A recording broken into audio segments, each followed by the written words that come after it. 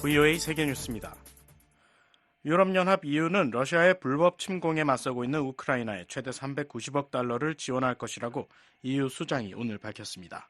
우르줄라 폰데어라이엔 EU 집행위원장은 이날 우크라이나를 방문해 볼로디미르 젤렌스키 대통령과 면담한 뒤 소셜미디어 X를 통해 러시아의 끊임없는 공격은 우크라이나에 EU의 지속적 지원이 필요하다는 것을 의미하며 지원은 대출 형식으로 제공될 것이라고 말했습니다. 이 같은 대출은 침략국인 러시아에 대한 제재 조치로 동결된 EU 내 러시아 자산들로부터 나오는 수익금을 활용한다는 주요 7개국의 계획에 따른 것입니다.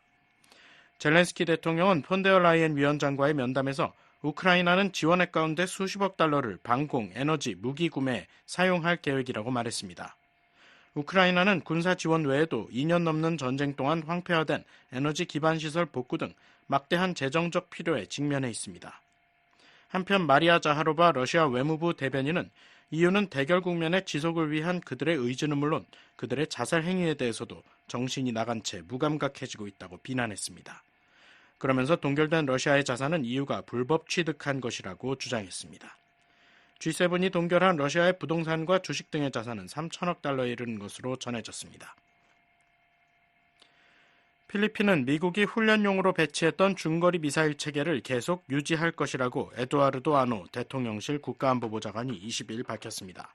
아노 보좌관은 이날 타이푼 중거리 미사일 체계가 필리핀에 얼마나 더 오래 남아있을지를 묻는 기자들의 질문에 시간표는 없다면서 아직 철수할 계획이 없다고 답했습니다. 그러면서 미국과 필리핀 관리들로 구성된 협의체에서 관련 결정이 이루어질 것이라고 말했습니다. 아노 보좌관은 철수를 위한 협의가 있겠지만 현재 우리는 훈련과 군의 역량 강화를 위해 타이푼 미사일 체계가 필요하다고 강조했습니다. 최근 필리핀과 남중국해 내 영유권 등을 두고 외교 군사 마찰을 이어가고 있는 중국은 필리핀 북부에 배치되어 있는 이 미사일 체계의 철수를 요구하고 있습니다.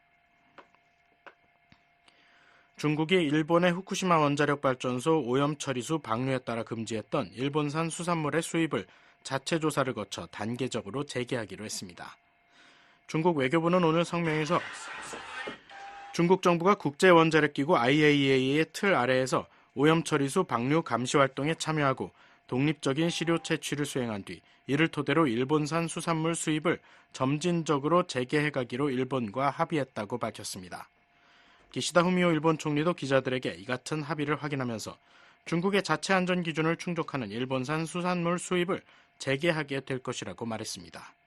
중국은 지난해 8월 후쿠시마 제1원전 사고 및 수습 과정에서 발생한 오염 처리수를 일본 정부가 일본 동쪽 바다로 방류하기 시작한 뒤 일본산 수입 수산물에 대한 금수 조치를 내렸습니다. 일본은 2011년 후쿠시마 원전 사고 당시 녹아내렸던 원자로 내 핵 연료봉, 냉각에 사용된 물 등의 오염수를 1000개가량의 저장고에 보관해왔습니다. 이후 후쿠시마 원전으로부터 약 1km 떨어진 해저에 삼중수소를 제외한 대부분의 방사성 물질을 제거할 수 있는 다핵종 제거 설비 알프스를 통해 처리한 오염수 방류를 단계적으로 실시해왔습니다. 미국 프로야구 메이저리그 MLB에서 활동 중인 일본 야구 선수 오타니 쇼헤이가 MLB 148년 사상 최초로 시즌 내 50홈런 50도루 기록을 세웠습니다. LA 다저스 소속인 오타니 선수는 어제 플로리다주 마이애미 론디포 파크에서 열린 마이애미 말린스와의 경기에서 1번 지명 타자로 출전해 홈런 3개, 도루 2개를 뽑아내며 이 같은 대기록을 달성했습니다. 전날까지 홈런과 도루를 각각 48개, 49개 기록했었던 오타니는 1회 초 첫 공격에서 50번째 도루에 성공하는 등 경기 초반에 일찌감치 도루 50회를 달성했습니다. 이후 6회 초 말린스의 7대3으로 앞선 상황에서 49호 홈런이 터졌으며 11대3까지 격차를 벌린 7회 초 상황에서 50번째 홈런을 날렸습니다. 오타니 선수는 이날 말린스를 상대로 20대4로 압승한 경기에서 최종적으로 홈런 51개, 도루 51개를 기록했습니다. 오타니 선수는 경기 뒤 팀이 승리해서 기쁘다면서 가능한 한 빨리 넘고 싶었던 일이었고 매우 오랜 시간 동안 간직하고 싶은 것이라고 말했습니다. 일본 정부 대변인인 하야시 요시마사 관방장관은 오늘 정례 기자회견에서 이번 주요 기록 달성을 진심으로 축하한다면서 이번 기록은 놀라운 성과라고 평가했습니다. VOA 세계뉴스 김시영입니다.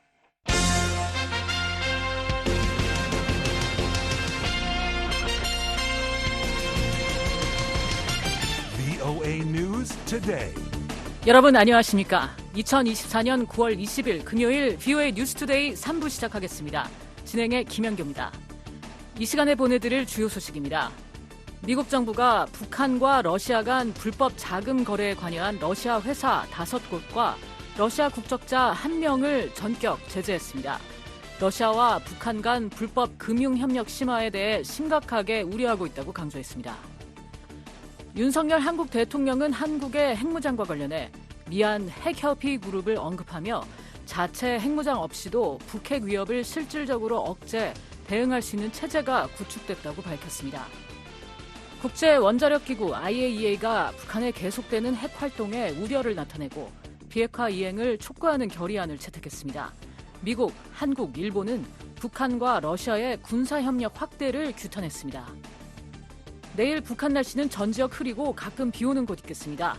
최저기온은 2에서 19도, 최고기온은 8에서 23도, 바다의 물결은 동해 앞바다 2에서 4m, 서해 앞바다 1에서 2m 일겠습니다. 첫 소식입니다. 미국 정부가 북한과 러시아 간 불법 자금 거래에 관여한 러시아 회사 5곳과 러시아 국적자 1명을 전격 제재했습니다. 러시아와 북한 간 불법 금융협력 심화에 대해 심각하게 우려하고 있다고 강조했습니다. 이종훈 기자가 보도합니다. 미국 정부가 북한과 러시아 간 불법 자금 거래를 차단하기 위한 제재를 단행했습니다. 미 재무부 해외자산통제실은 19일 보도자료를 통해 유엔 안보리 결의를 위반하면서 북한의 대량 살상 무기와 탄도미사일 프로그램 개발 자금을 제공하고 러시아의 우크라이나 전쟁을 지원한 러시아 회사 5곳과 러시아인 1명을 제재했다고 밝혔습니다. 제재 대상은 조지아 남부 오세티아 소재 MRB 은행과 모스크바 기반의 스트로이 트레이드, 타이머 은행, RFC 은행, TSMR 은행, 그리고 TSMR 은행의 부사장인 드미트리 유리에비치 니쿨린입니다. 재무부에 따르면 RMB 은행은 미국과 유엔의 제재 대상인 북한 조선무역은행과 TSMR 은행이 비밀 은행 업무 관계를 구축하기 위한 창구 역할을 수행했습니다.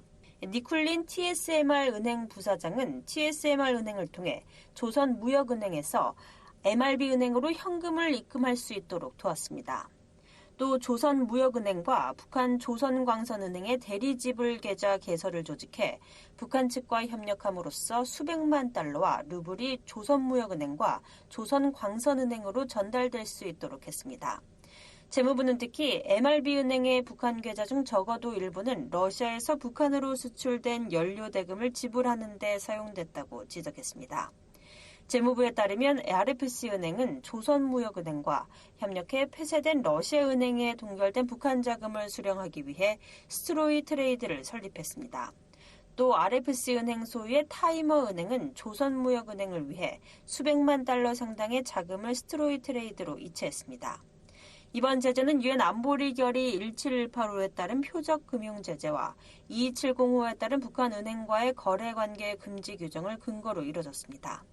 또 제재 대상에는 대량 살상 무기 확산 방지를 목적으로 한 미국 대통령 행정명령 133825가 적용됐습니다.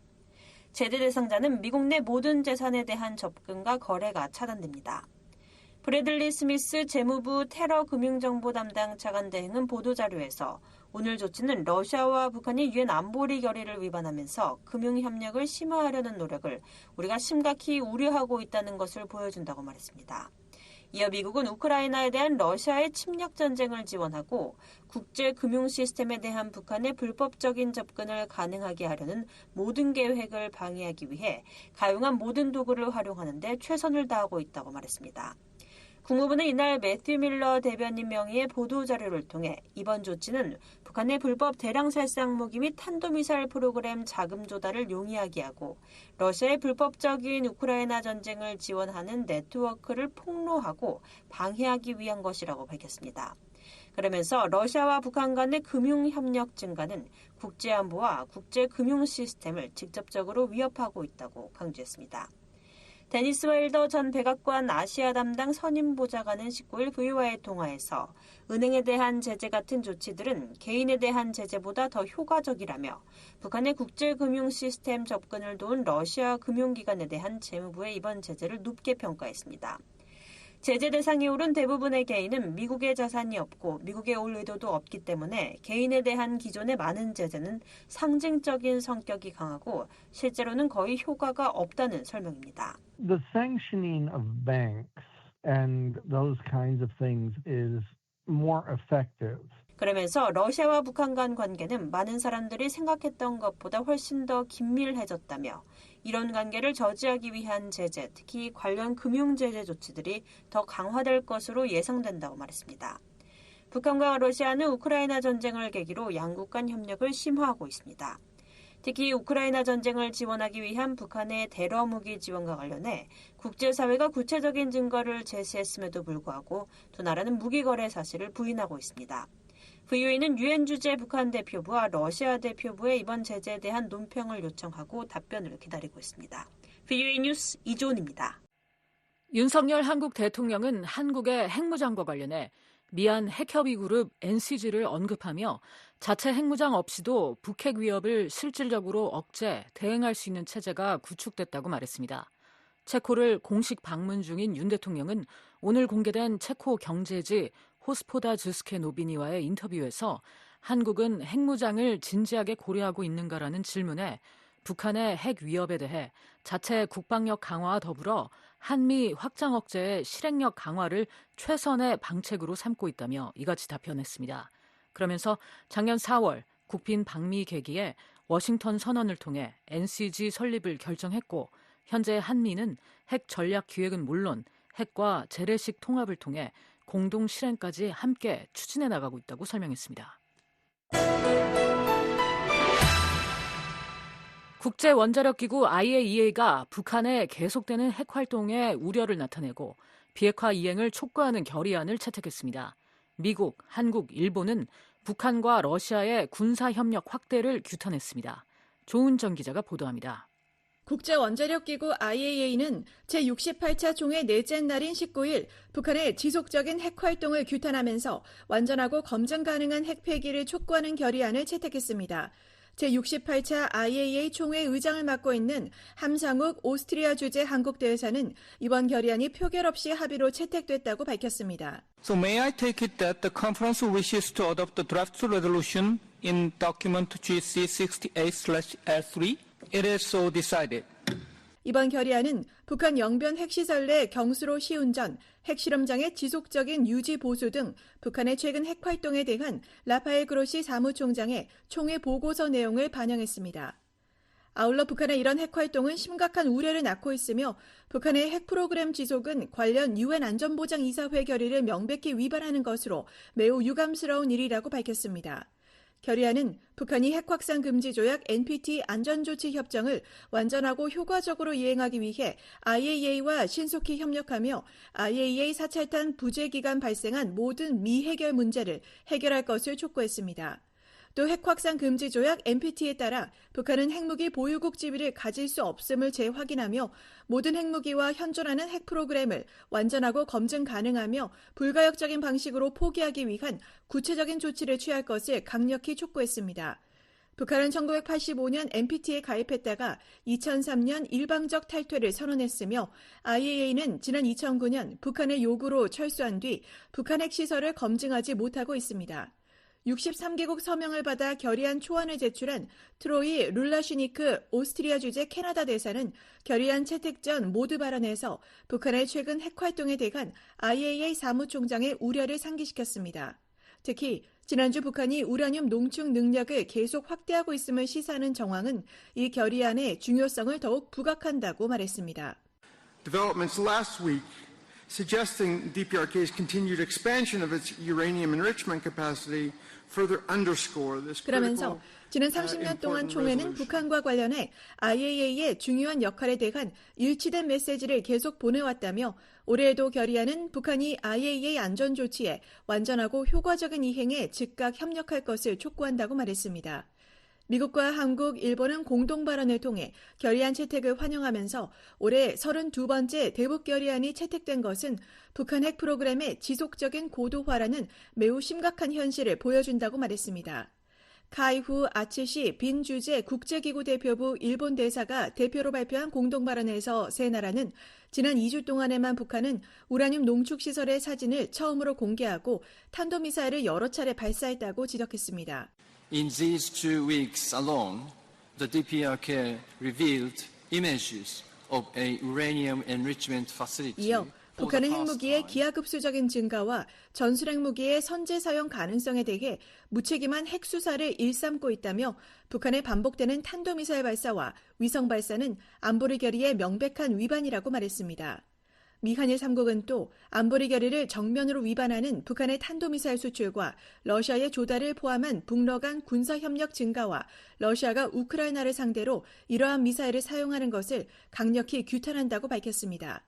그러면서 유엔 안보리 대북제재위원회 전문가 패널의 임기 연장에 러시아가 거부권을 행사해 북한이 유엔 제재를 더욱 쉽게 회피할 수 있게 됐다고도 지적했습니다. 또 3국은 북한과 전제조건 없는 대화에 열려 있다며 북한이 모든 도발을 중단하고 자국민 복지 개선에 자원을 집중할 것을 촉구했습니다. 이날 러시아 대표는 결의안 채택 전 북한과의 대화는 인센티브를 제공하는 것을 기반으로 해야 한다며 결의안을 제출한 국가들이 추구하는 유일한 목적은 북한을 비난하는 것이라고 주장했습니다. 그러면서 결의안이 무의미하고 부적절하며 해롭다며 동참할 준비가 돼 있지 않다고 밝혔습니다. 또 미한일 공동 발언 뒤에는 반론권을 행사하며 북한과의 무기 거래를 부인했습니다. They claimed that weapons deliveries had taken place and that there was military cooperation with the DPRK. These allegations 러시아 대표는 미한일은 무기 전달이 이루어졌고 러시아와 북한 간 군사적 협력이 있었다고 주장했지만 근거가 없고 어떤 증거도 제시되지 않았다고 말했습니다. 이어 이러한 주장과 불만을 제기하기 전에 우크라이나에서 사용됐다고 주장된 무기에 대한 명확한 증거를 제시할 필요가 있다고 덧붙였습니다. VOA 뉴스 조은정입니다. 미국 국무부가 북한에 4천일째 억류된 한국인 김정욱 선교사의 즉각적인 석방을 촉구하는 공식 성명을 발표했습니다. 윤석열 정부가 억류자 문제를 지속적으로 제기하면서 미국도 이 사안에 대한 협력 의지를 명확히 드러내고 있습니다. 함지아 기자가 보도합니다. 매튜 밀러 국무부 대변인은 19일 오늘은 한국인 김정욱 선교사가 북한에 억류된 지 4천일째 되는 날이라며 김정욱 선교사와 함께 북한에 억류 중인 한국인들의 석방을 촉구했습니다. 밀러 대변인은 이날 성명에서 김정욱 선교사는 다른 5명의 한국인과 함께 북한에 억류돼 있는 것으로 추정된다며 이들 중 일부는 10년 이상 수감돼 있는 것으로 알려져 있다고 지적했습니다. 이어 공정한 재판을 거부당하고 부당하거나 자의적인 구금에 처한 모든 사람들을 즉각 석방할 것을 북한에 촉구한다고 강조했습니다. 또한 미국은 북한 사법체계의 투명성, 공정성, 책임성 결여에 대해 심각한 우려를 표명한다며 북한 정권은 북한 주민들의 인권을 계속해서 조직적으로 침해하고 유린하고 있다고 말했습니다. 밀러 대변인은 선교사들과 정치적 반대 세력으로 간주되는 사람들을 부당하게 구금하는 북한의 행위는 종교나 신념의 자유를 억압하고 개인을 침묵시키며 외부 정보에 대한 접근을 제한하려는 노골적인 시도라고 비판했습니다. 그러면서 북한의 조직적인 인권 침해와 유린을 규탄하며 부당하게 억류된 모든 사람들을 즉각적이고 조건 없이 석방할 것을 요구한다고 덧붙였습니다. 미국 정부가 북한에 억류된 한국인의 석방을 촉구하는 논평을 낸 적은 있지만 이번처럼 국무부 대변인 명의의 공식 성명을 발표한 것은 처음입니다. 이는 윤석열 정부가 취임 이후 지속적으로 이 문제에 대한 해결 의지를 보이며 국제적 공감대를 이끌어낸 결과로 풀이됩니다. 조 바이든 미국 대통령과 윤석열 한국 대통령, 기시다 후미오 일본 총리는 2022년 11월 캄보디아 프놈펜에서 발표한 공동성명을 통해 북한에 억류된 대한민국 국민이 즉각 석방돼야 한다는 데 대한 지지를 표명한다고 밝혔습니다. 3국 정상의 공동성명에 한국인 억류자 문제가 포함된 건 그때가 처음이었습니다. 당시 인권 전문가들은 윤석열 정부가 전임 정부와 달리 북한에 억류된 자국민의 안전과 인권 문제를 우선시하겠다는 의지가 반영된 것이라고 분석했습니다. 로버트 킹 전 국무부 북한인권특사는 당시 BOA에 미국이 북한에 의해 강제 납치된 사람들을 다루는 데 있어 일본, 한국과 함께 협력하고 있음을 보여준다고 말했습니다. 미국은 지난 17일 스위스 제네바 유엔본부에서 열린 인권이사회에서도 북한에 억류된 한국인 문제를 제기하며 김정욱 선교사 등의 실명을 언급했습니다. 제네바 주재 미국 대표부의 서멘사 몬티스 인권 담당관은 우리는 김국기 씨를 포함한 한국인에 대한 북한의 자의적 구금이 장기화되고 있는 것에 우려하고 있다고 밝혔습니다. We are troubled by the DPRK's prolonged arbitrary detention of South Koreans, including Kim Kuk-gi and 이어 9월 20일은 김정욱 선교사가 억류된 지 4천일째 되는 날이라며 이 문제에 대한 국제사회의 관심을 촉구했습니다. 현재 북한은 김정욱, 김국기, 최춘길 선교사 등 6명의 한국인을 억류 중입니다. 4천일째 억류 중인 김정욱 선교사는 북중 접경 지역인 중국 단둥에서 탈북민 쉼터와 국수 공장을 운영하며 대북 인도적 지원 활동을 하던 중 2013년 북한에 들어갔다가 억류된 것으로 알려졌습니다. 북한 당국은 현재까지 김정욱 선교사를 포함한 한국인 6명의 소재나 생사 여부를 확인해주지 않고 있습니다. BOE 뉴스 함지아입니다. 한국 정부는 김정욱 선교사가 북한에 억류된 지 4천일이 되는 날을 맞아 북한에 억류된 한국인 6명 전원을 즉시 석방할 것을 촉구했습니다. 김영호 통일부 장관은 오늘 성명을 내고 지금 북한에는 김정욱과 김국기, 최춘길 선교사를 포함한 우리 국민 6명이 본인 의사에 반해 자유를 박탈당한 채 장기간 불법 억류돼 있다며 북한의 불법적이고 반인륜적인 만행을 규탄한다고 밝혔습니다. 김 장관은 북한이 독립적 권한을 가진 공정한 법원에 공개적이고 정당한 재판 없이 우리 국민에게 불합리하고 과도한 형량을 부과한 행위, 구금 기간 최소한의 절차적 보호도 제공하지 않은 행위, 그리고 지금 이 시각에도 자의적인 구금을 지속하는 행위를 저질렀다고 지적했습니다. 그러면서 북한이 억류, 구금한 우리 국민을 즉각 무조건 석방할 것을 강력히 촉구했습니다. 김 장관은 이어 우리 국민 6명이 가족의 품으로 돌아오는 건 국제사회가 주목하고 있는 문제이며 이들의 즉각적인 석방을 촉구하는 국제사회의 연대는 오늘 성명을 계기로 더욱 강력해질 것이라고 말했습니다.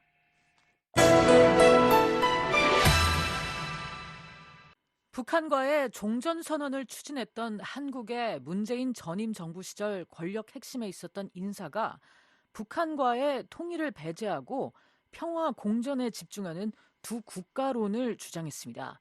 김정은 북한 국무위원장의 교전 중인 적대국 관계에 입각한 두 국가론과 맞물려 한국 내에서 파장이 일고 있습니다. 서울의 김환영 기자 연결해 자세한 내용 알아보겠습니다. 김환영 기자. 네, 서울입니다. 네, 문재인 전임 정부 시절 초대 대통령 비서실장을 지낸 임종석 전 실장의 발언이 한국에서 파문을 일으키고 있다고요? 어떤 발언을 한 건가요? 네, 임종석 전 실장의 문제의 발언은 19일 광주 김대중 컨벤션 센터에서 열린 9.19 공동선언 6주년 기념식 기조 연설에서 나왔습니다. 임 전 실장은 객관적 현실을 받아들이고 두 개 국가를 수용하자며 통일하지 맙시다라고 말했습니다. 그러면서 남북한이 그냥 따로 함께 살며 서로 존중하고 같이 행복하면 좋지 않을까라고 평화 공존 차원의 두 국가론을 제안했습니다. 임 전 실장은 그 연장선상에서 대한민국의 영토는 한반도와 그 부속 도서로 한다고 되어 있는 헌법 3조를 두고 영토 조항을 지우든지 개정하자고 말했고 국가보안법도 폐지하고 통일부도 정리하자고 주장했습니다. 임 전 실장은 이런 주장의 근거에 대해 우리 국민 내부에도 통일에 대한 강한 의구심이 존재하고 있고 젊은 세대로 갈수록 이 의구심은 거부감으로 나타난다며 현 시점에서 통일 논의는 비현실적이라고 밝혔습니다. 그러면서 남북 모두에게 거부감이 높은 통일을 유보함으로써 평화에 대한 합의를 얻을 수 있다고 설명했습니다. 경남대 극동문제연구소 이물출 교수는 임 전 실장의 발언에 대해 비현실적 통일 노선을 배제하고 평화 구축에 집중하자는 주장이라며 이를 위해 남북 상호 간 실체 인정 그리고 관련 법 제도 정비까지 제안한 것으로 풀이했습니다. 남북한이 서로의 실체를 인정하는 것 관련해서 영토 조항은 상당히 모순이 된다. 이런 얘기를 하는 거예요. 영토 조항뿐만 아니라 국가보안법, 통일부 이런 관련된 조직과 법률을 없애는 것도 같은 취지에서 중요하다. 이런 주장을 지금 하는 거죠. 임 전 실장의 주장은 얼핏 김정은 북한 국무위원장의 두 국가론과 비슷하게도 들리는데요. 어떤 차이점이 있는 것인지 그리고 관련해서 한국 내에서는 어떤 반응들이 나오는지 궁금합니다. 임 전 실장은 연설에서 김정은 위원장에게도 분명히 말한다며 적대적인 두 개의 국가 관계는 있을 수 없고 평화적인 민족적인 두 국가여야 한다고 강조했습니다. 김정은 위원장이 한국과의 관계를 교전 중인 적대국 관계로 규정하고 이를 토대로 다음 달 초 새로운 영토 규정 등을 담은 헌법 개정을 예고한 데 대해 차별점을 부각시킨 발언으로 해석됩니다. 김영석 전 한국통일부 차관은 임 전 실장이 평화 공존 차원의 두 국가론이라고 주장하지만 김 위원장이 한국을 제1주적으로 현 상황을 교전 상황으로 규정한 이상 그 의도를 살리기 어렵다고 말했습니다. 지금 현재 상황에서 마치 북한이 평화 공존의 두 개 국가론을 제기한 것처럼 생각을 하고서 성급한 통일보다는 분단으로 가자, 분단에서의 잠정적인 평화로 가자라는 주장은 현실성이 떨어진다라는 거죠. 민간 연구기관인 한국국가전략연구원 문성묵 통일전략센터장은 임 전 실장의 주장이 북한의 통일전선 전술에 휘둘릴 수 있는 위험한 발상이라고 비판했습니다. 헌법 3조 조항에 따라서 북한이 국토를 불법으로 점거하고 있는 불법 집단이잖아요. 그러니까 인정할 수 없는 것이고 그래서 국가보안법이 존재하는 거고 북한이 끊임없이 통일전선 전술을 통해서 간첩을 보내고 사회를 흔들고 전복하려고 지금도 꾸준히 시도하고 있고 그런데 여기서 국가보안법을 폐지한다는 건 북한을 도와주겠다는 거 아니에요. 임 전 실장의 발언은 윤석열 정부의 대북 정책과는 상반된 주장으로 보이는데요. 윤 대통령 측에서는 어떤 반응이 나오고 있나요? 윤석열 대통령의 체코 공식 방문을 수행 중인 대통령실 고위 관계자는 현지 프레스센터에서 기자들과 만나 임 전 실장의 두 개의 국가 현실을 수용하자는 취지 발언에 대해 자유민주주의에 입각한 통일을 추진하는 것은 대한민국 헌법의 명령이자 의무인데 이러한 의지가 없다면 반헌법적 발상이라고 비판했습니다. 이 관계자는 우리도 통일을 포기해야 한다고 하는데 북한이 지금 통일론을 접고 두 개의 국가를 주장하는 이유는 내부적으로 어려움이 크고 자기가 생각하는 통일에 대해 자신감이 줄어서이지 통일을 포기한 것은 아니라고 반박했습니다. 이 관계자는 또 핵미사일을 통해 필요하면 무력을 통해 남한을 접수하겠다고 헌법에 적어놓은 북한이 흡수 통일을 주장하는 것이지 우리가 주장하는 것은 아니라고 밝혔습니다. 김 기자, 문재인 전 대통령도 김정은 위원장의 두 국가론에 따른 새로운 대응책을 촉구했다고요? 네, 문재인 대통령도 9.19 공동선언 6주년 기념식에서 연설을 통해 북한이 남북관계를 적대적 두 국가로 규정하고 나선 데 따라 기존의 평화 담론과 통일 담론의 전면 재검토가 필요하다며 한국 정부가 앞장서서 해야 할 일들이지만 현 정부는 그럴 의지도 역량도 없는 것으로 보인다고 비판했습니다. 문 전 대통령은 미국 대선과 관련해 미국에서 누가 대통령이 되든 북미 간 대화가 재개될 가능성이 있다며 미국 입장에서도 갈수록 커지는 북한의 핵과 미사일 위협을 해결하지 않으면 안 되기 때문이라고 전망했습니다. 문 전 대통령은 대화가 재개되면 북한은 지난 정부 때와 달리 완전한 비핵화를 받아들이지 않고 핵 보유국 지위를 주장하고 나설 것이라며 비핵화 해법과 평화 프로세스도 새롭게 설계할지 모른다고 주장했습니다. 그렇군요. 한국 전임 정부 핵심 인사들의 이런 파격적인 대북 정책 전면 재검토 주장이 앞으로 어떤 파장을 몰고 올까요? 한국 정부 산하 국책연구기관인 통일연구원 조한범 박사는 한국 국민들 사이에 통일 열기가 많이 식었지만 통일 필요성에 대해서는 여전히 과반이 지지하고 있다며 더욱이 헌법을 고치자는 주장은 현실성이 떨어진다고 말했습니다. 서울대 통일평화연구원 장용석 박사는 임 전 실장의 발언이 소모적인 정쟁거리가 될 가능성이 있다고 내다보았습니다. 80년대 후반부터 여야 합의로 만들어냈던 통일 방안, 이제까지 또 견지해왔던 통일 방안 자체를 둘러싼 논란은 상당히 정쟁을 유발하면서 소모적인 논쟁으로 흐를 가능성이 높기 때문에 통일 방안 자체를 손대기보다는 통일의 필요성과 당위성을 살릴 수 있는 방식으로 헌법의 적용 범위를 제한하는 방식이 오히려 낫지 않을까 싶은 생각을 합니다. 일각에선 전임 정부 인사들의 이런 발언이 북한과의 평화 공존 문제를 수면 위에 부각시키는 계기가 될 수 있다는 전망도 나옵니다. 서울에서 VOA 뉴스 김환용입니다. The Voice of America, 유엔 안보리의 제재를 받고 있는 북한 선박 갈마호가 중국 항구에 접안했습니다. 안보리 결의를 완전하고 엄격하게 이행하고 있다는 중국 정부의 설명과는 사뭇 다른 상황입니다. 함지아 기자가 보도합니다. 북한 선박 갈마호가 중국 룽카오항 부두에 접안한 건 현지 시각 19일 오후 4시 50분경입니다. 선박의 위치 정보 서비스 마린 트래픽에 따르면 갈마호는 이날 오후 3시경 대기 중이던 룽커우항 개선 장소를 출발해 약 17km 떨어진 해당 부두까지 이동했습니다. 앞서 BOE는 마린 트래픽 자료를 분석해 유엔의 자산 동결, 즉 제재 대상인 갈마호가 지난 11일 룽커우항의 개선 장소에 도착했다고 전한 바 있습니다.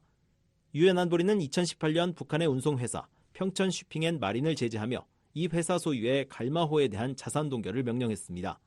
이로 인해 갈마호는 다른 나라 항구에 입항할 수 없고 입항하더라도 즉시 억류돼야 하지만 현재로선 이 두 가지 조치 모두 취해지지 않은 것으로 보입니다. 일반적으로 선박이 특정국에 억류되면 부두 접안 대신 인근 바다에서 장기간 대기하며 조사를 받습니다. 갈마호는 지난 6월 30일에도 룽커우항 부두에 접안한 뒤 아무런 제지를 받지 않은 채 북한으로 돌아갔었습니다. 따라서 이번에도 같은 상황인지 주목됩니다. 주미 중국 대사관은 12일 갈마호가 룽커우에서 포착된 데 대한 BOE의 서면 질의에 안타깝게도 구체적인 내용은 알지 못한다며 관련 기관에 문의하라고 답변했습니다. 이어 중국 정부는 원칙적으로 북한과 관련된 유엔 안보리 결의를 항상 완전하고 엄격하게 이행해왔다고 강조했습니다. 그러나 이 같은 중국 정부의 설명과 달리 갈마호는 지난 6월은 물론 이번에도 아무런 조치를 받지 않았습니다. 유엔 안보리 대북제재위원회 전문가 패널에서 활동한 닐 와츠 전 위원은 19일 BOA와의 전화통화에서 중국 정부가 갈마호에 대해 조치를 취했어야 한다고 말했습니다. The ships that are designated that are turning up in these ports, they should be seized or at the very least refused entry. And so 특히 제재 대상 선박은 억류되거나 최소한 입항이 거부돼야 한다며 제재 선박의 입항을 허용하는 것은 제재를 적용하는 것과 모순된다고 지적했습니다. 다만 최근 대북 제재 대상 선박에 관한 안보리 규정이 제대로 지켜지지 않고 있다면서 안타깝게도 국제사회는 언론 보도에 의존하며 사건이 발생할 때마다 이름을 밝히고 수치심을 주는 것 외에 다른 방법이 없다고 와츠 전 위원은 말했습니다. 와츠 전 위원은 각각의 지역 항만 당국이 한 번 부여되면 변경되지 않는 국제해사기구 IMO 고유 번호를 확인하는 방식으로 제재 선박을 식별해 필요한 조치를 취해야 한다고 강조했습니다. 실제로 갈마호는 제재가 부과되기 전까지만 해도 이름이 지성 8호였습니다. 그러나 제재 직후 이름을 지금의 갈마호로 바꿨습니다. 그러나 IMO 고유 번호는 한 번 부여되면 폐선 때까지 유지되는 만큼 갈마호는 여전히 지성 8호 때와 같은 IMO 번호를 사용 중이며 이번에도 해당 IMO 번호를 이용해 룽커우항에 입항했습니다. BOE 뉴스 함지아입니다. 지난달 북중 교역액이 전달 대비 22% 증가했습니다. 지난 7월까지 석 달 연속 이어진 감소세가 멈추긴 했지만 전년 동월과 비교하면 여전히 줄어든 액수입니다. 안준호 기자가 보도합니다. 중국 해관총소가 19일 발표한 8월 무역 현황 자료에 따르면 지난달 북중 교역액은 1억 7,712만 5천 달러로 집계됐습니다. 이는 전달인 7월의 1억 4,474만 5천 달러에 비해 22.5% 증가한 것입니다. 북한의 대중 수출액은 2,943만 달러, 대중 수입액은 1억 4,769만 4천 달러를 기록하며 전달 대비 각각 34.9%와 20.1% 증가했습니다. 북중 교역액 감소세가 멈춘 것은 넉 달 만입니다. 북중 교역액은 지난 4월 1억 9,399만 4천 달러를 기록한 뒤 5월부터 7월까지 석 달 연속 감소했습니다. 넉 달 만에 감소세가 멈추긴 했지만 코로나 사태로 위축됐던 북중 교역이 회복세를 보이기 시작했던 지난해와 비교하면 여전히 낮은 수치입니다. 지난해 8월 북중 교역액은 1억 9,112만 9천 달러로 지난달 교역액은 이보다 1,400만 달러, 7.3% 감소했습니다.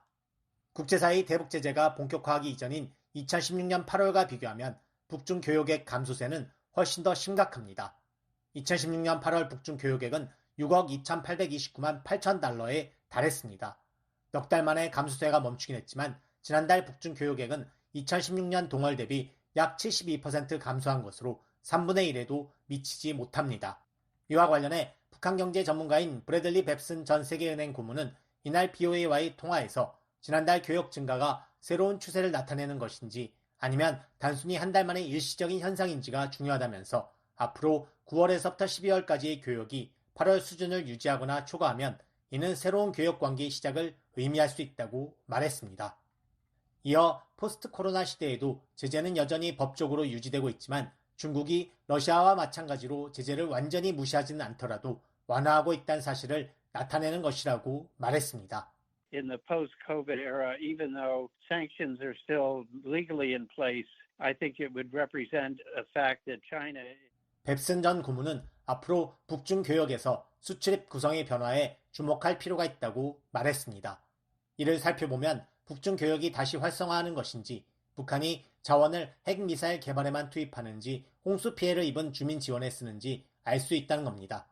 뱁슨 전 고문은 이어 조만간 북한에선 중요한 노동당 회의가 열리고 헌법 수정을 논의할 것이라며, 그 회의를 통해 김정은 북한 국무위원장이 군사 프로그램과 같은 외부 이익과 주민 경제, 특히 주민을 위한 식량 안보와 관련된 내부 문제 사이에서 어떻게 균형을 맞출지 알 수 있을 것이라고 말했습니다.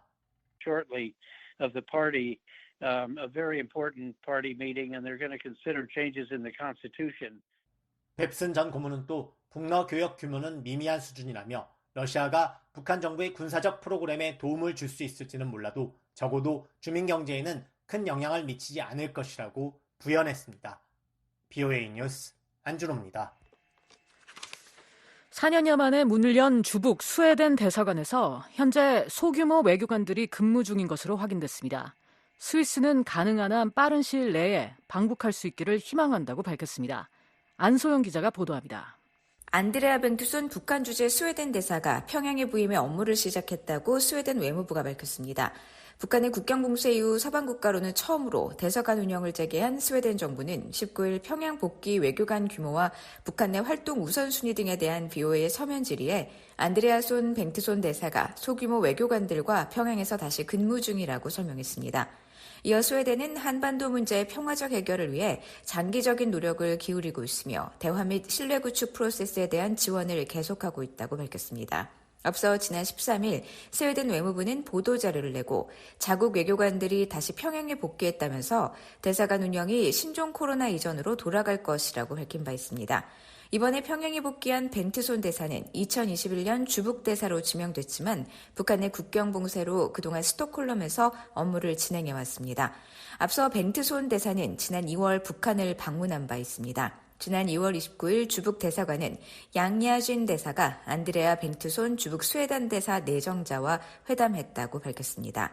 당시 스웨덴 외무부는 벤투손 대사의 방북과 관련해 외교 요원들을 평양에 영구적으로 복귀시키기 위한 활동의 일환이라고 설명했습니다. 제임스 워 초대 북한 주재 영국 대리 대사는 19일 BOA와의 통화에서 4년 넘게 비워둔 주북 외교 공간의 운영을 정상화하는 데 많은 시간이 걸릴 것이라고 말했습니다. 4 years is a long time. Yes. You have to build up relations with individuals in the foreign ministry and other ministries. But we dealt with the trade ministry, the education ministry, the cultural people. 대리대사는 북한의 국경 봉쇄로 각국의 공간이 임시 폐쇄된 4년은 긴 시간이라며 복귀 후의 활동은 처음부터 다시 시작하는 것과 마찬가지라고 말했습니다. 특히 북한 외무성과 대외 경제성, 교육성, 문화성 등 함께 일해온 인력과의 연결고리가 끊어졌을 것이라면서 다시 관계를 구축하는데 시간이 걸릴 것이라고 호어 전 대리대사는 전망했습니다. 스웨덴은 1973년 서방 국가로는 처음으로 북한과 외교관계를 수립했고 1975년에 평양에 대사관을 개설했습니다.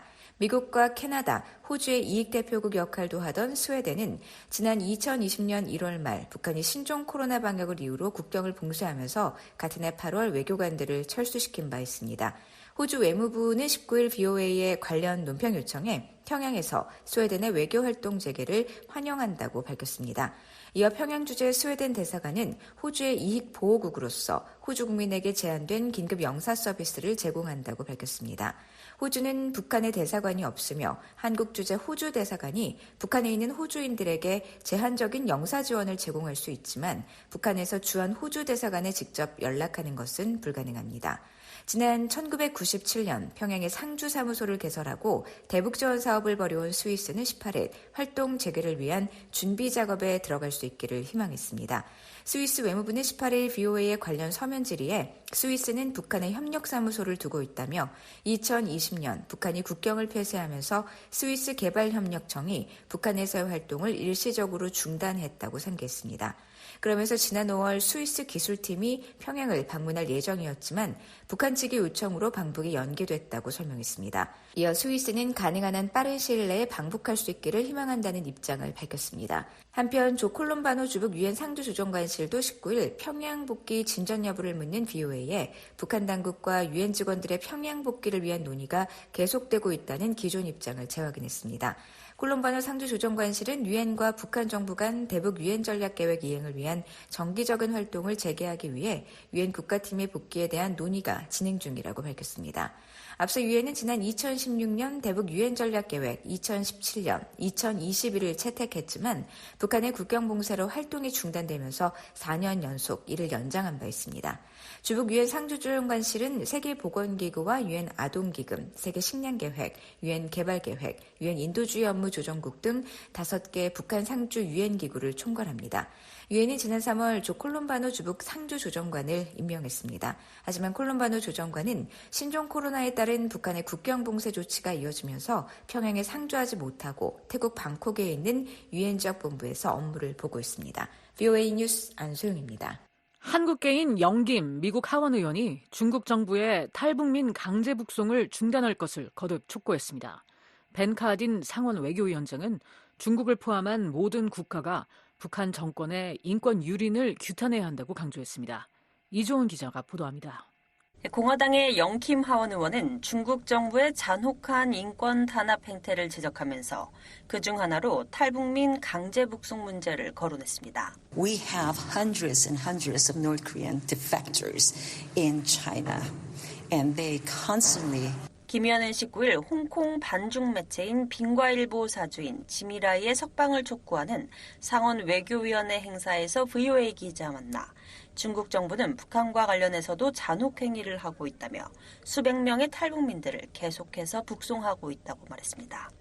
그러면서 중국은 탈북민 강제 북송을 당장 멈추라고 강조했습니다. 이어 오늘 행사는 지미라이와 중국 정부가 홍콩 시민 및 전 세계 자유를 사랑하는 사람들에게 하는 행동에 초점을 맞추고 있지만 중국 정부에 대한 관련 메시지가 홍콩 문제를 넘어서 울려 퍼지기를 바란다고 말했습니다. 홍콩 민주화 운동의 상징으로 불리는 지미라이는 2019년 홍콩에서 열린 대규모 반정부 시위를 조직하고 이에 참여한 혐의로 국가안보법에 따라 기소돼 홍콩 최고법원으로부터 유죄 판결을 받고 수감 중입니다. 이날 행사에는 영킴 의원 외에도 상원 외교위원회 벤 카딘 위원장과 제임스 리시 공화당 간사, 의회 톰 렌토스 인권위원회 공동의장인 제임스 맥가원 민주당 하원 의원과 크리스 스미스 공화당 하원 의원, 그리고 하원 의장을 지낸 낸시 펠로시 하원 의원이 초당적으로 참석해 중국 정부의 지미라이 석방 등 잔혹 행위를 중단할 것을 촉구했습니다. Jimmy Lai needs to be released immediately, and we will welcome him in this committee room back to freedom. 카딘 의원은 이날 연설에서 지미라이가 즉각 석방돼야 한다며 석방 시 우리는 그를 이곳 위원회 회의실에 초청해 자유를 되찾는 것을 환영할 것이라고 말했습니다. 의원들은 행사 뒤 VOA 기자 만나 인권을 탄압하는 중국 정부의 잔혹 행위는 탈북민 강제 북송 문제에서도 여실히 드러난다면서 이는 기본적인 인권 침해 행위라고 비판했습니다. 김 의원은 특히 중국 정부는 중국 내 탈북민들을 존중하고 그들이 안전한 곳으로 갈 수 있도록 허용해야 한다고 말했습니다. that we want Chinese government to respect the people in China or those who are trying.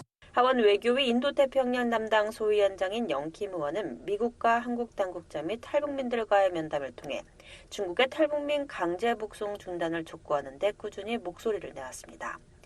민주당의 카딘 상원 의원도 중국 정부가 탈북민들의 보편적 권리를 존중해야 한다고 강조했습니다. 카딘 의원은 북한 주민들이 자유롭게 자국을 떠나 다른 곳에서 안전한 피난처를 찾을 권리가 있다고 생각한다며 이는 보편적인 권리라는 점을 상기시켰습니다. Should have the right to be able to leave their country and find safe haven elsewhere. So that's a universal right.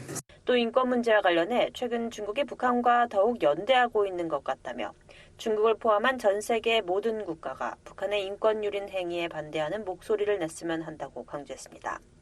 중국은 지난해 10월 북중 접경 지역에서 탈북민 500명에서 600여 명을 강제 북송한 것으로 알려졌고, 이에 국제사회는 중국의 탈북민 강제 북송 중단을 지속적으로 요구해왔습니다. 하지만 중국은 탈북민을 경제적 목적으로 탈출한 불법 이민자로 규정하며 합법적인 난민으로 인정하지 않고 이들을 국제법과 국내법, 인도주의 원칙에 따라 처리하고 있다는 주장을 반복하고 있습니다. VOA 뉴스 이존입니다. 북한이 가상화폐 등 새로운 금융기술을 계속 악용하고 있다고 미국 재무부 부차관보가 밝혔습니다. 북한의 자금 세탁 수법이 점점 더 정교해지고 있다는 점도 지적했습니다. 심현지 기자가 보도합니다. 스콧 렘브란트 미 재무부 테러자금 금융범죄실 전략정책 담당 부차관보는 18일 북한이 재무부가 지목한 가상자산 관련 주요 위협 행위자 중 하나라고 밝혔습니다. 렘브란트 부차관보는 이날 하원금융위원회, 국가안보 불법금융 및 국제금융기관, 소위원회 청문회에 사전 제출한 서면 보고서에서 재무부가 시행한 2024년 국가자금 세탁 위험평가에서 가상자산과 가상자산 사업자를 이용해 수익을 창출하거나 수익금을 세탁하는 여러 위협 행위자를 식별했다며 이 중에는 스캠 범죄자와 랜섬웨어 사이버 범죄자, 북한 행위자들과 마약 밀매업자가 있다고 말했습니다. 렘브란트 부차관보는 북한이 계속 새로운 금융기술을 불법적으로 악용하고 있다면서 여기에는 가상자산을 사용해 자금을 조달하고 이동하는 것도 포함된다고 설명했습니다. 그러면서 과거 유엔 전문가 패널의 보고서를 인용해 북한은 2015년부터 2019년까지 사이버 수단을 통해 20억 달러에 달하는 돈을 훔치려고 시도했다고 말했습니다. 렘브란트 부차관보는 또 북한은 스캠 범죄자나 랜섬웨어 행위자와 유사한 방법으로 자금을 세탁하지만 북한 사이버 행위자는 더 정교한 경향이 있어 세탁된 가상자산을 법정 화폐로 교환하기 위해 일반적으로 장외 거래자를 활용한다고 지적했습니다. 렘브란트 부차관보는 그러면서 재무부 산하 해외자산통제실이 북한이 탈취한 가상화폐의 자금 세탁에 연루된 믹서 서비스에 제재를 가했던 사실을 거론했습니다. 앞서 재무부는 지난 2022년 8월 북한 해커들이 탈취한 가상화폐 돈 세탁에 관여한 믹서 업체 블렌더를 제재했습니다. 이어 북한 정찰총국의 통제를 받는 해킹 조직 라자루스 그룹이 탈취한 4억 5,500만 달러 상당의 가상화폐를 세탁하는 데 가담했다는 이유로 또 다른 믹서 업체인 토네이도 캐시를 제재 대상에 올린 바 있습니다. 전문가들은 북한의 불법적인 사이버 활동을 막기 위해 미국과 국제사회가 제재를 확대하고 있지만 제재를 회피하는 북한의 수법 또한 교묘하게 진화하고 있다고 지적하고 있습니다. 미 국방정보국 DIA 정보분석관 출신으로 세계 각지의 북한 제재 회피 활동을 추적해온 브루스 벡톨, 엔젤로 주립대 교수는 지난 1월 VOA와의 통화에서 북한이 돈 세탁과 자금 은닉을 위해 비트코인과 가상화폐를 이용하고 있다고 말했습니다. The first part is the regulations need to be tightened.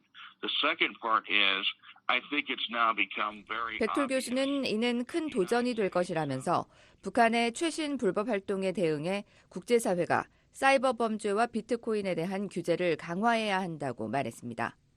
북한은 가상화폐 탈취 등 사이버 공격 자체를 부인하고 있습니다. 북한 외무성은 지난 2022년 2월 7일 홈페이지에 우리는 잊지도 않은 우리의 사이버 공격, 가상화폐 절취설을 내돌리는 미국의 비열한 행위를 우리 국가의 이미지 훼손으로 주권에 대한 심각한 위협과 도전으로 보고 절대 좌시하지 않을 것이라고 주장했습니다. VOA 뉴스 심현지입니다. 뉴질랜드가 한반도 인근에 해군 함정을 파견해 유엔 안전보장이사의 안보리 대북제재 위반 감시 활동을 벌였습니다. 일본 외무성은 19일 보도자료에서 뉴질랜드 해군 군수지원함 아오테아로아 함이 8월 중순부터 9월 중순까지 일본 주변 해역에서 유엔 안보리 결의에 의해 금지된 북한 선적, 선박들과의 선박 간 환적 등 불법 해상 행위에 대한 감시 활동을 수행했다고 밝혔습니다. 이어 뉴질랜드 해군 함정이 이 같은 활동들에 참여한 건 이번이 처음이라고 덧붙였습니다. BOA는 뉴질랜드 외무부와 국방부의 이번 감시 활동의 의의와 기대 효과 등을 질의한 뒤 답변을 기다리고 있습니다. 유엔 안보리는 2017년 9월 북한의 6차 핵실험에 대응해 채택한 대북결의 2375호에서 석탄과 석유, 해산물 등 북한의 금수 품목의 밀수를 막기 위해 북한 선박과의 선박 간 환적 등을 금지했습니다. 이 안보리 결의 위행을 위해 미국과 호주, 뉴질랜드, 일본, 캐나다 등은 항공기 또는 함정을 한반도 인근 등지에 파견해 해상 감시 활동을 실시하고 있습니다. 최근 독일 해군 함정 바덴 비르텐베르크 호위함과 프랑크푸르트 암마인 보급함, 그리고 이탈리아 해군 다목적 전투함 라이몬도 몬테큐콜리함도 아오테아로아 함과 비슷한 시기에 일본 주변에서 대북제재 이행 감시 활동을 벌였습니다. 또한 뉴질랜드 방위군은 지난 4월에서 5월 사이에 자국 공군 P-8A 포세이돈 해상 초계기를 관련 임무에 투입한 바 있습니다. 한편 북한은 이 같은 유엔 회원국들의 불법 환적 감시 활동에 강하게 반발하고 있습니다.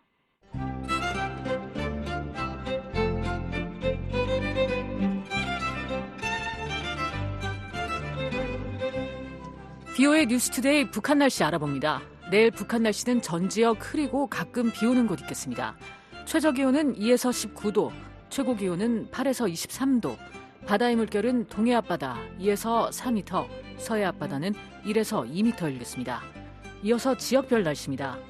평안남도 흐리고 가끔 비 오겠습니다.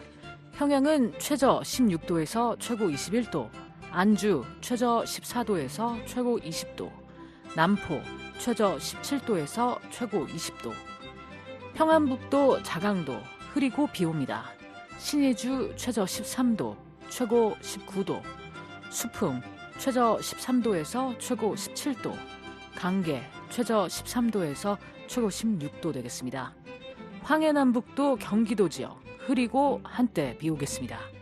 해주 최저 19도에서 최고 23도, 용면 최저 18도에서 최고 23도, 개성 최저 17도에서 최고 22도, 사리원 최저 18도에서 최고 21도, 신계 최저 16도에서 최고 21도 되겠습니다. 함경남도, 양강도, 강원도 흐리고 비 옵니다. 함흥은 최저 13도에서 최고 18도, 장진 최저 7도에서 최고 11도, 해산 최저 8도에서 최고 13도, 원산 최저 15도에서 최고 19도 되겠습니다. 평강은 최저 15도에서 최고 19도입니다. 함경북도 역시 흐리고 비 옵니다. 청진 최저 10도에서 최고 16도, 선봉 최저 10도에서 최고 17도, 삼지연 최저 2도에서 최고 8도 되겠습니다. 이어서 해상 날씨입니다. 동해는 흐리고 비 오겠습니다. 물결은 앞바다 오전 오후 모두 2에서 4m 일겠습니다. 먼바다는 오전 3에서 5m, 오후에는 2에서 4m 일겠습니다. 서해 역시 흐리고 오전에 비 오는 곳 있겠습니다. 물결은 앞바다 오전 오후 모두 1에서 2m, 먼바다는 오전 오후 모두 1에서 2.5m 일겠습니다. 지금까지 뉴스투데이 3부를 보내드렸습니다. VOA 한국어 저녁 방송 끝으로 세계 뉴스입니다.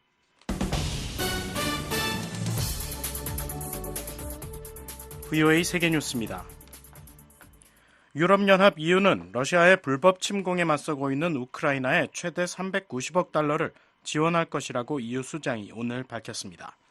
우르줄라 폰데어라이엔 EU 집행위원장은 이날 우크라이나를 방문해 볼로디미르 젤렌스키 우크라이나 대통령과 면담한 뒤 소셜미디어 X를 통해 러시아의 끊임없는 공격은 우크라이나의 EU의 지속적 지원이 필요하다는 것을 의미한다며 지원은 대출 형식으로 제공될 것이라고 말했습니다. 이 같은 대출은 침략국인 러시아에 대한 제재 조치로 동결된 EU 내 러시아 자산들로부터 나오는 수익금을 활용한다는 주요 7개국 G7의 계획에 따른 것입니다. 젤렌스키 대통령은 폰데어라이엔 위원장과의 면담에서 우크라이나는 지원액 가운데 수십억 달러를 방공, 에너지, 무기 구매에 활용할 계획이라고 말했습니다. 우크라이나는 군사 지원 외에도 2년 넘는 전쟁 동안 황폐화된 에너지 기반 시설 복구 등 막대한 재정적 필요에 직면해 있습니다. 한편 마리아 자하로바 러시아 외무부 대변인은 EU는 대결 국면의 지속을 위한 그들의 의지는 물론 그들의 자살 행위에 대해서도 정신이 나간 채로 무감각해지고 있다고 맹비난했습니다. 그러면서 동결된 러시아의 자산은 EU가 불법 취득한 것이라고 주장했습니다. G7이 동결한 러시아의 부동산, 주식 등의 자산은 3천억 달러에 이르는 것으로 전해졌습니다. 미국 프로야구 메이저리그 MLB에서 활동 중인 일본 야구 선수 오타니 쇼헤이가 MLB 148년 사상 최초로 시즌 내 50홈런 50도루 대기록을 세웠습니다. LA 다저스 소속인 오타니 선수는 어제 플로리다주 마이애미 론디포 파크에서 열린 마이애미 말린스와의 경기에 1번 타자로 출전해 홈런 3개, 도루 2개를 뽑아내며 이 같은 대기록을 달성했습니다. 전날까지 홈런과 도루 각각 48개, 49개를 기록했던 오타니는 1회 초 첫 공격에서 50번째 도루에 성공하는 등 경기 초반에 일찌감치 도루 50회를 달성했습니다. 이후 6회 초 말린스의 7대3으로 앞선 상황에서 49호 홈런이 터졌으며 11대3까지 격차를 벌린 7회 초의 상황에서 50번째 홈런을 날렸습니다. 오타니 선수는 이날 말린스를 상대로 20대4로 압승했던 경기에서 최종적으로 홈런 51개, 도루 51개를 기록했습니다.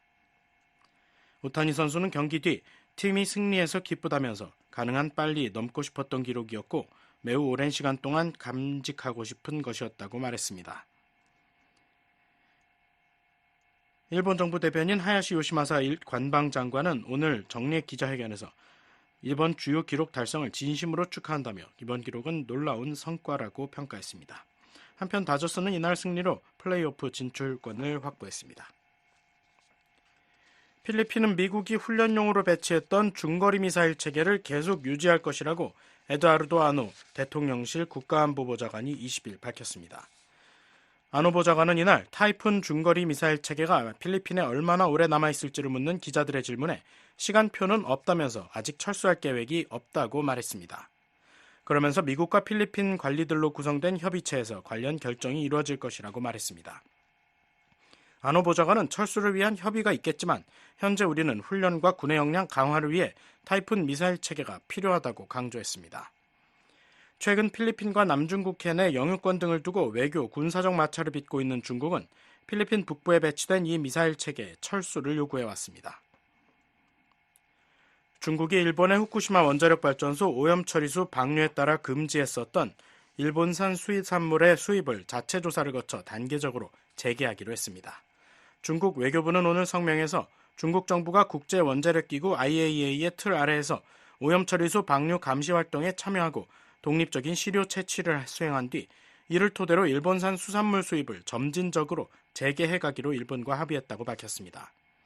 기시다 후미오 일본 총리도 기자들에게 이 같은 합의에 대해 확인하면서 중국이 자체 안전 기준을 충족하는 일본산 수산물의 수입을 재개하게 될 것이라고 말했습니다.